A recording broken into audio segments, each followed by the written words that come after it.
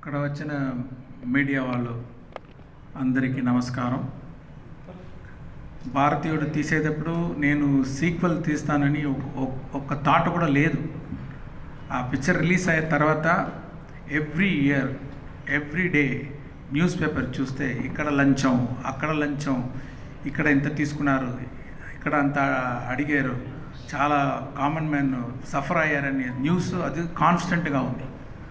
ఎప్పుడు ఈ న్యూస్ చూస్తే నా మైండ్లో వచ్చేది సేనాపతి భారతీయుడి క్యారెక్టరే. ఇప్పుడు ఆయన వస్తే ఎలా ఉంటుంది ఆ థాట్ వస్తూ ఉంది. అది 2.0 టైంలో ఒక స్టోరీగా బాగా ఫామ్ అయింది. ఆ స్టోరీ రెడీ అయిన తర్వాత కమల్ గారి దగ్గర వెళ్ళి చెప్పాను, ఆయనకు నచ్చింది, స్టార్ట్ చేసాము. ఈ పిక్చర్లో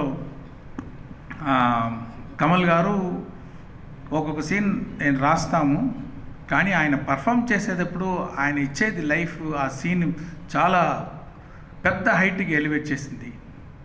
ఆయన స్క్రీన్ ప్రెసెన్స్, ఆయన పర్ఫార్మెన్స్ తోటి మంచి లైఫ్ ఇచ్చారు ఈ పిక్చర్కి.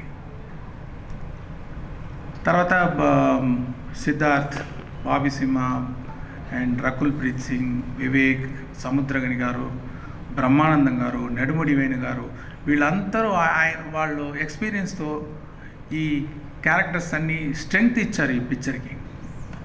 ఈ పిక్చర్ అన్ని జనరేషన్ కనెక్ట్ అయ్యేది పిక్చర్. ఇప్పుడు రిలీజ్ అయ్యేది 1996, ఆ జనరేషన్ నుంచి ఇప్పుడు 2024 ఈ జనరేషన్ వరకు అందరికీ కనెక్ట్ అయ్యేది పిక్చర్ ఇది. ఇండియాలో ఒక్కొక్క ఫ్యామిలీ చూడవలసిన పిక్చర్ ఇది. అందరికీ ఎంగేజింగ్గా ఉంటుంది. తర్వాత ఈ పిక్చర్ చూసిన ఒక్కొక్కరికి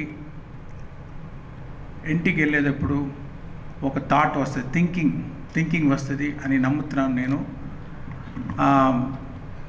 ఈ పిక్చర్లో పనిచేసేది ఒక్కొక్క టెక్నీషియన్ కోసం ఈ పిక్చర్ చూడొచ్చు.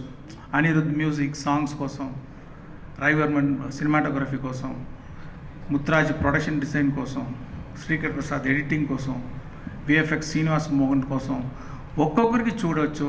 వాళ్ళందరూ అంత మంచి బెస్ట్ ఎఫర్ట్స్ ఇచ్చారు. ఈ పిక్చర్ని భారతీయుడు వచ్చేటప్పుడు సపోర్ట్ చేసిన మీడియా మీ అందరినీ కోరుకుంటున్నాను, ఈ పిక్చర్ కూడా సపోర్ట్ చేయండి. ఇది రిలీజ్ చేస్తున్న సురేష్ బాబు గారికి నా థ్యాంక్స్ అండి. Thank you.